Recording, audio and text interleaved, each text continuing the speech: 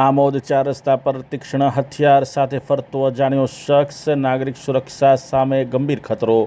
આમોદના સૌથી વ્યસ્ત વિસ્તારોમાં એક એવા 4 રસ્તા વિસ્તારમાં એક અજાણ્યો વ્યક્તિ તીક્ષ્ણ હથિયાર લઈને આવતા જતા વાહન ચાલકો અને નાગરિકો તરફ ધમકીજનક રીતે આગળ વધતો હોવાની ચોંકાવનારી જે ઘટના છે તે સામે આવી છે। આ ઘટનાએ વિસ્તારમાં ભય અને અશાંતિનું વાતાવરણ ઊભું કર્યું હોય તેમ માની શકાય।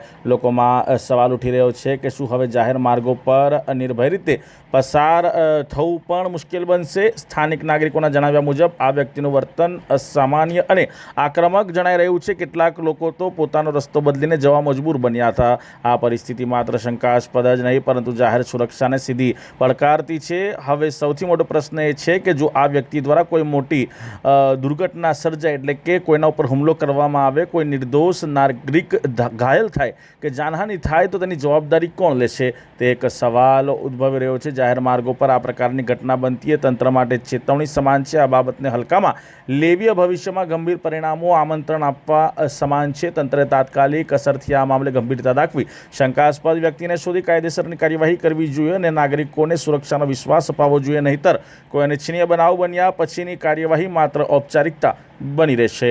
આમોદના નાગરિકો હવે રાહ જોઈ રહ્યા છે, કાર્યવાહી ક્યારે થશે।